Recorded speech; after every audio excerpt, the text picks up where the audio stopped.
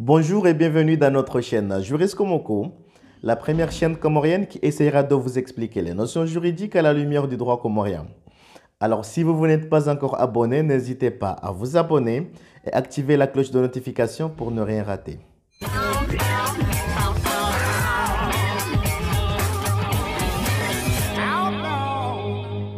Aujourd'hui, on va vous parler d'une notion très courante, une réalité de tous les jours, qui est la notion du crime passionnel.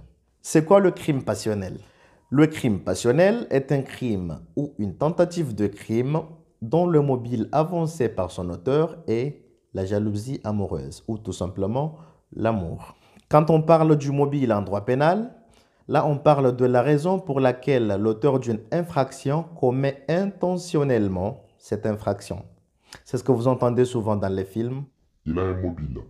Et donc, il est clair qu'en matière de crime passionnel, la victime est une personne que l'auteur dit aimer ou avoir aimé. Donc, la principale relation entre l'auteur et la victime, c'est l'amour. C'est donc le cas d'une femme qui tue son époux, d'un homme qui tue son épouse, de quelqu'un qui tue son ex, quelqu'un qui tue son concubin, sa fiancée, ainsi de suite. Et ce qu'il faut noter est que l'expression de crime passionnel ne trouve pas une identité en matière juridique. Dans le code pénal français, comorien, congolais, comme ailleurs, il n'y a nulle part où le crime passionnel a été régi expressément. Parce qu'en droit, il n'y a pas une classification d'un crime dit de passion ou crime passionnel.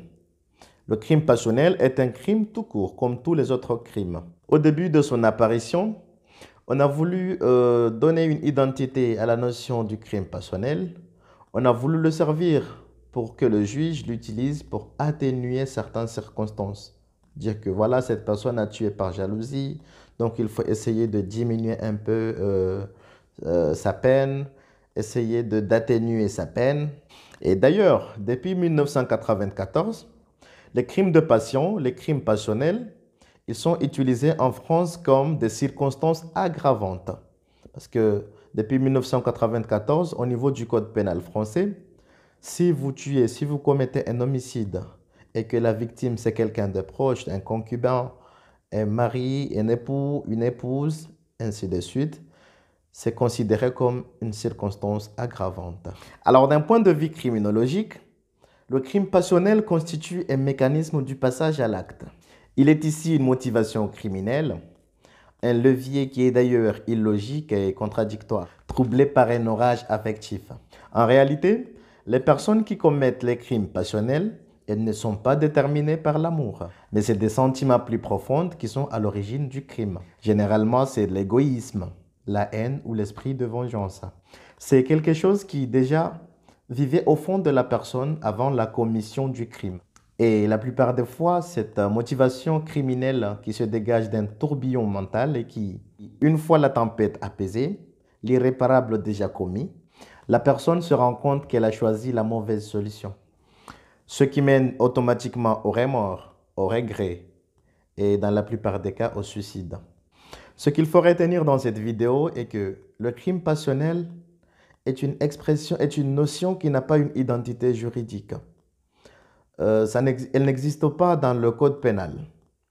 Donc, une personne qui tue par jalousie, une personne qui tue sa femme, une personne qui tue sa fiancée, une personne qui tue son époux par jalousie, elle va être jugée comme toute personne qui tue. Au pire, ça sera considéré comme une circonstance aggravante, étant donné que la victime est une personne vraiment de très proche.